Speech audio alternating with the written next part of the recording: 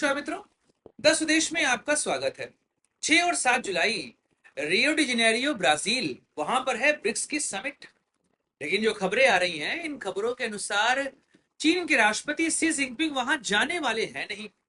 वह असहज महसूस कर रहे हैं।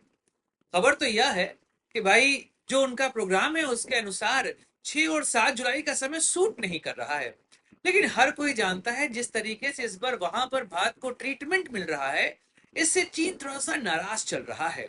ऐसे में आज के वीडियो में हम इसी मुद्दे पर बात करने वाले हैं कि आखिर चीन इस बार के ब्रिक्स समिट को लेकर असहज काहे महसूस कर रहा है, और साथ ही चीन की भारत को लेकर रणनीति क्या है, और भारत किस तरीके से चीन का काउंटर कर रहा है।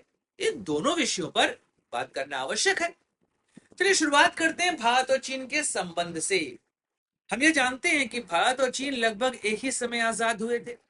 जहां पर भारत 1947 में आजाद हुआ था ब्रिटेन से, वहीं पर 1949 में माओ जेडुंग के लीडरशिप में चीनी रेवोल्यूशन हुआ था। उसके बाद वहां पे कम्युनिस्ट सरकार आई। भारत और चीन की स्थिति कमोबेश एक जैसी ही थी। फिर 1962 में भारत और चीन के बीच लड़ाई हुई, जिसमें भारत ने अपने एक्साई चीन के क्षेत्र को चीन के हाथों गवा दिया।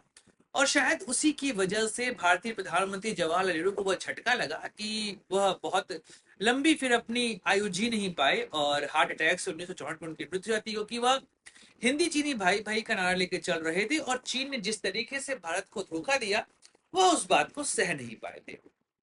उसके बाद चीन लगातार आगे बढ़ता गया और भारत ने भी प्रगति करी। लेकिन चीन की प्रगति 1990 के बाद से इतनी अधिक रही कि आज भारत और चीन की अर्थव्यवस्था में लगभग 5 गुने का अंतर है। और वर्तमान समय में आप मानिए तो अमेरिका के बाद चीन विश्व का दूसरा सबसे बड़ा इन्फ्लुएंशियल राष्ट्र है। और चीन की पॉलिसी भी ऐसी है जिसकी वजह से वह आने वाले समय में वर्ल्ड को और डिक्टेट करते दिखाई देगा। ऐसे में अगर हम एशिया में बात करें तो यहाँ पर भारत ही एकमात्र ऐसा देश है जो चीन का मुकाबला करते दिखाई देता है। अर्थव्यवस्था के रूप में हम चीन से 5 गुना पीछे हैं, लेकिन भारत की अर्थव्यवस्था चीन के मुकाबले तेजी से बढ़ रही है। और जनसंख्या की बात करें तो भारत इस समय विश्व का सबसे बड़ा जनसंख्या वाला देश है। ऐसी स्थिति में इसकी मार्केट बहुत तेजी से बढ़ रही है, और विश्व के सभी देश यह कोशिश कर रहे हैं कि वह भारत के साथ अपने आर्थिक संबंध स्थापित कर सके।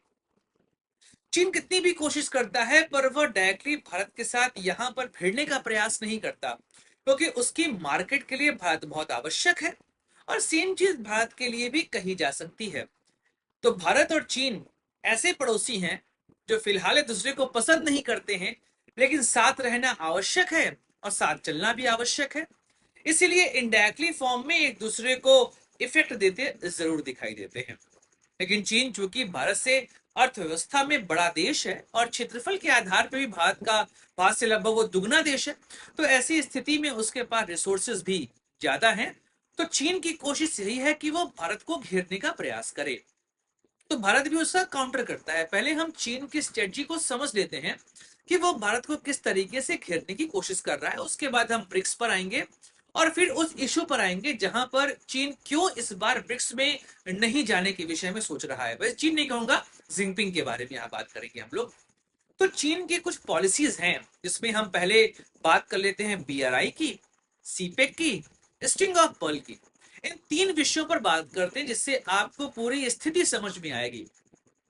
अब चूंकि चीन के विषय में आप जानते हैं, तो चीन की भी सिविलाइजेशन जो है वो भारत के जैसी बहुत पुरानी है। और एक दौर पे सिल्क रूट हुआ करता था जो चीन और यूरोप को जोड़ता था। क्योंकि इस क्षेत्र से चीन अपने सिल्क को भेजता था यूरोप में, और यूरोप से कई सारे ट्रैवलर आते थे चीन। और यहीं से हम बात करें नूडल्स की, जिसको हम कहते हैं स्पैगेटी इन यूरोप, और ऑल्सो अगर हम बात करें प्रिंट कल्चर की, तो यह भी यहाँ से पहुंचा था यूरोप। उसे वुड ब्लॉक प्रिंटिंग कहा जाता था। आगे चल के गुटेनबर्ग ने इसी पर आधारित होकर प्रिंटिंग प्रेस का आविष्कार भी किया था। मार्को पोलो का नाम आपने सुना होगा, जो 13वीं शताब्दी में पहुंचा था चीन, वो सिल्क रूट के माध्यम से ही पहुंचा था। और सिल्क रूट को लेकर चीन और भारत हमेशा से कोशिश रही है कि वह उस पर अपना आधिपत्य स्थापित कर सके। कई बार चीन का नियंत्रण रहा है, तो कई बार भारत ने भी इस पे अपना आधिपत्य जमाए रखा है। तो यह दोस्ती बहुत पुरानी है। और ऐसी स्थिति में आज भी आपको इस दोस्ती का अस्तित्व दिखाई दे रहा होगा। तो चीन की कोशिश यह रही कि वह उस पुराने सिल्क रूट को फिर से यहाँ पर जागृत कर सके। इसके लिए उसने प्रोग्राम शुरू किया, उसका नाम रखा BRI अर्थात बेल्ट रोड इनिशिएटिव। इसके अंतर्गत लैंड रूट भी जोड़ा गया और सी रूट को भी यहाँ पर जोड़ा गया। इसका मेन मोटो यही था कि पूरे एशिया, यूरोप और अफ्रीका, इसमें चीन अपने जो उनके यहाँ प्रोडक्ट बन रहे हैं, जो वो सामान बेच रहे हैं, इन सब चीजों के लिए वह उस पूरे रोड का उपयोग कर सकें। और इसके अंतर्गत ही एक प्रोग्राम लॉन्च किया गया, उसको कहा गया CPEC, China Pakistan economic corridor, जो कि ग्वादर पोर्ट, जो कि बलूचिस्तान पाकिस्तान के अंदर है, उसको जोड़ता है चीन के शिनजियांग प्रांत से। और इसमें चीन ने लगभग $50 बिलियन का इन्वेस्टमेंट किया है। इसके माध्यम से चीन अरब सागर में अपनी मौजूदगी दर्ज करवाना चाहता है। भारत ने BRI और सीपेक का विरोध किया है, क्योंकि सीपेक जाता है POK से, जो कि भारत का अपना क्षेत्र है। पाकिस्तान ने उस पर इलीगल तरीके से कंट्रोल किया हुआ है, इस वजह से भारत सीपेक का विरोध करता है। और चीन लगातार सीपेक के माध्यम से पाकिस्तान में इन्वेस्टमेंट करना चाह रहा है। अच्छा, BRI के माध्यम से यहां पर चीन की कोशिश यह रहती है कि वह उन क्षेत्रों पर अपना कंट्रोल रख सके जहां पर भारत अपने इकोनॉमिक हितों को अधिकतर साधने का प्रयास करता है। इस वजह से BRI के माध्यम से चीन लगातार भारत को घेरना चाहता है। इसी तरीके से अगर हम बात करें स्ट्रिंग ऑफ पर्ल्स की, जो कि चीन का समुद्री प्रोग्राम है, क्योंकि चीन के साथ समस्या यह है कि वो ये कहता है कि इंडियन ओशियन नाम रखने से केवल हिंद महासागर भारत का नहीं हो जाता।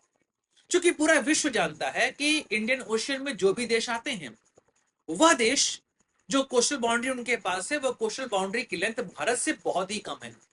ऐसे में इंडियन ओशियन नाम चरितार्थ होता है, और भारत उसके अंदर जितने भी द्वीप हैं, जो छोटे देश हैं, उनको बहुत मदद पहुंचाता है। मॉरिशस हो गया, सेशल्स हो गया, इसके अलावा मालदीव हो गया, श्रीलंका हो गया, इन सभी देशों को भारत लगातार मदद देता रहता है। तो ऐसे में इंडियन ओशियन में भारत का अच्छा खासा कंट्रोल है। इस वजह से चीन इसको लेकर बहुत नाखुश रहता है कि यार, इंडियन ओशियन नाम रख लिए हो, नियंत्रण तुम्हारा नहीं है, हम यहाँ पर नियंत्रित करना चाहते हैं। ऐसे में उसने एक पॉलिसी लॉन्च की, उसका नाम रखा स्ट्रिंग ऑफ पर्ल्स। इसके माध्यम से वह भारत को इंडियन ओशियन में घेरने का प्रयास करता है। इसके लिए चीन ने म्यांमार के पोर्ट पर, इसके अलावा बांग्लादेश में चिटगांव पोर्ट है, श्रीलंका में हम्बनटोटा, माले पोर्ट मालदीव में, और ग्वादर, इन सभी पोर्ट के माध्यम से वह भारत को घेरने का प्रयास कर रहा है।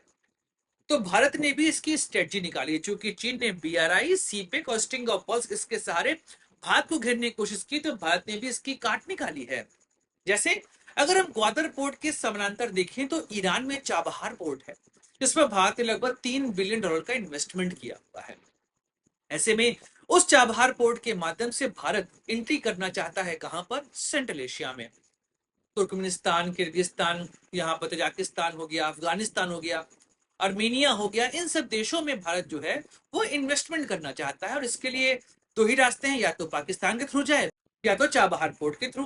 तो ऐसे में चाबहार पोर्ट जो है वो भारत का इन्वेस्टमेंट है। और यहाँ ध्यान रखिएगा कि चाबहार पोर्ट और ग्वादर के बीच में बहुत डिफरेंस नहीं है, यह दोनों एकदम अगल बगल ही हैं। तो ऐसी स्थिति में भारत जो है वो ग्वादर पोर्ट के समानांतर चाबहार पोर्ट को डेवलप कर रहा है। जहां पर चीन स्ट्रिंग ऑफ पर्ल्स और BRI को आगे बढ़ा रहा है, वहीं पर भारत ने एक्ट ईस्ट पॉलिसी के थ्रू सिंगापुर, मलेशिया, इंडोनेशिया, इन सब जगहों पर इन्वेस्टमेंट करने का प्रयास किया है। यहां तक कि भारत ने फिलीपींस, जिसका चीन के साथ साउथ चाइना सी को लेकर डिस्प्यूट है, भारत ने उसको ब्रह्मोस तक दिया हुआ है। तो भारत भी एक्ट ईस्ट पॉलिसी के थ्रू चीन की बढ़ती शक्ति को काउंटर करने का प्रयास कर रहा है। इसके अलावा पैसिफिक ओशियन में चीन अपनी शक्ति बढ़ाना चाहता है। इस वजह से भारत, अमेरिका, ऑस्ट्रेलिया और जापान, इन्होंने क्वाड का निर्माण किया है। और इस क्वाड के थ्रू चीन की बढ़ती शक्ति को यहां पर नियंत्रित करने का प्रयास किया जाता है। एक और तरीका है स्ट्रिंग ऑफ पर्ल्स को काउंटर करने के लिए, भारत ने सागर नीति को यहां पर आगे बढ़ाया है, जिसके through Maldives, Seychelles, Mauritius, Sri Lanka, इन लोगों के साथ समुद्री व्यापार को बढ़ावा दिया जा रहा है। भारत अपनी नौसेना का प्रयोग भी करता है अरब सागर में और हिंद महासागर में, बे ऑफ बंगाल में। इस वजह से भारत भी चीन की इन शक्तियों को यहाँ पर काउंटर करने का प्रयास कर रहा है। भारत और चीन कुछ ऐसे संगठन है जहां पर साथ काम करते हैं। इसमें ब्रिक्स की बात सबसे पहले आती है। उसके पहले हम SCO अर्थात संघाई कोऑपरेशन ऑर्गेनाइजेशन, इसके बारे में समझ लेते हैं। 2001 में इसकी शुरुआत चीन, रूस, किर्गिस्तान, तुर्कमेनिस्तान ने की थी। आज के समय में इसमें अन्य देश भी जुड़ चुके हैं। भारत ने भी 2017 में इसको ज्वाइन किया था और उसके बाद से भारत लगातार इस मंच पर यह कोशिश करता है कि वह सेंट्रल एशिया के देशों को साध सके। आतंकवाद का मुद्दा यहाँ पे प्रमुखता से उठाया जाता है। इन सब चीजों को संघाई कोऑपरेशन ऑर्गेनाइजेशन थ्रू अर्थात एससीओ के थ्रू उठाने का प्रयास किया जाता है। लेकिन जो सबसे महत्वपूर्ण संगठन है वह है ब्रिक्स। इसकी शुरुआत 1991 से आप देख सकते हैं, जिस समय यूएसआर का विघटन हुआ और रशिया बना। तो रशिया, चाइना और इंडिया, इन तीनों ने मिलकर आरआईसी बनाया। उसके बाद 2001 में ब्रिक की अवधारणा आई, जहां पर ब्राजील, रशिया, इंडिया और चाइना आए। और बाद में 2009 में इसमें साउथ अफ्रीका को ऐड कर दिया गया और यह ब्रिक्स बना। इसके बाद इसको ब्रिक्स प्लस दिया गया, इसमें अन्य देशों को ऐड किया गया। मिस्र, Ethiopia, Saudi Arabia, UAE, Argentina, Iran, इनको जोड़कर बुलाता है ब्रिक्स प्लस। तो ऐसे में ब्रिक्स भी वर्तमान समय में भारत और चीन, इन दोनों को साथ लाने की कोशिश है। क्योंकि भारत और चीन के बीच के संबंध काफी फ्रेजाइल रहते हैं। गलवान और डोकलाम में आपने देखा ही वहां पर स्थिति क्या बन गई थी। लेकिन जब भारत और चीन ये दोनों साथ बैठे, खासकर एससीओ में, जब प्रधानमंत्री मोदी और शी जिनपिंग बैठे, तो वहां लगा कि दोनों के बीच में जो बर्फ जमी हुई है उसको पिघलाने का प्रयास है। लेकिन अभी जो ब्रिक्स की न्यूज हमारे पास आ रही है, वहां पे यह तो साफ दिखाई दे रहा है चीन अभी भी इस बात को लेकर सहज नहीं है। वो भारत के साथ बैठने की कोशिश नहीं कर रहा है। शायद इस वजह से जिनपिंग यहां पर जाने वाले हैं नहीं। क्योंकि ब्राजील इस बार भारतीय प्रधानमंत्री मोदी को स्टेट गेस्ट के रूप में यहां पर बुला रहा है। डिनर आयोजित किया जा रहा है और इस वजह से चीन असहज महसूस कर रहा है। ऊपर से भारत तो चूंकि बीआरआई का पार्ट नहीं है, ब्रिक्स देशों में ब्राजील ने भी अपने आप को बीआरआई से अलग कर लिया है।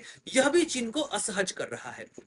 क्योंकि ब्रिक्स के अंदर चीन को पता है कि वह सबसे शक्तिशाली देश, अन्य देशों के साथ उसके संबंध भले ठीक हो पर भारत से संबंध ठीक है नहीं। और इन सब देशों के ऊपर वह अपना आधिपत्य दिखाने का प्रयास करता है। तो ऐसे में अगर ब्राजील पीआरआई में शामिल नहीं होगा तो चीन की उस विस्तारवादी नीति का यहां पर खात्मा होता दिखाई दे रहा है। वह इस वजह से असहज महसूस कर रहा है। और शायद यही कारण है कि इस बार शायद सी जिनपिंग जो है वह ना जाए ब्रिक्स की समिट में। तो बात स्पष्ट है, चीन और भारत, ये दो ऐसे देश हैं जो चाह कर भी अलग नहीं हो सकते और साथ रह नहीं सकते। लेकिन कहीं ना कहीं इन दोनों देशों को साथ आना पड़ेगा। शायद इस वजह से रशिया के विदेश मंत्री ने अभी कुछ दिन पहले यह भी कहा था कि आरआईसी को फिर से जीवित करने की कोशिश की जाएगी।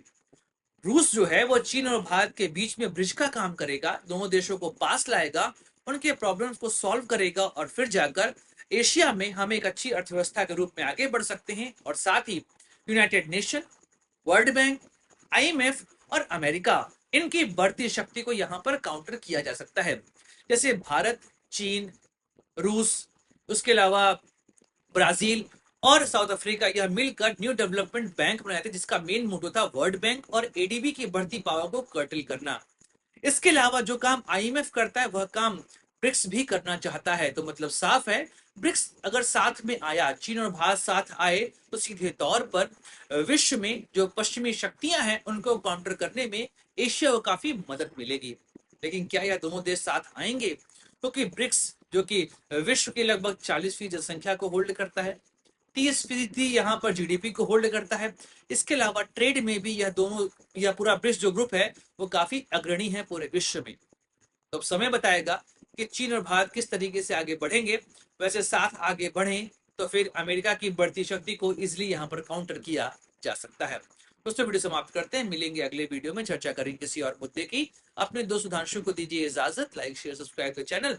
जय हिंद, वंदे मातरम, भारत माता की जय। दोस्तों, दस स्वदेश एक मंच है जहां पर हम निष्पक्ष पॉलिटिकल एनालिसिस करते हैं। अगर आपको हमारा पॉलिटिकल एनालिसिस पसंद आता है तो आप यूपीआई के माध्यम से हमारी मदद भी कर सकते हैं। बाकी हमारे चैनल को सब्सक्राइब करिए, वीडियो को लाइक करिए और वीडियो को शेयर जरूर करिए।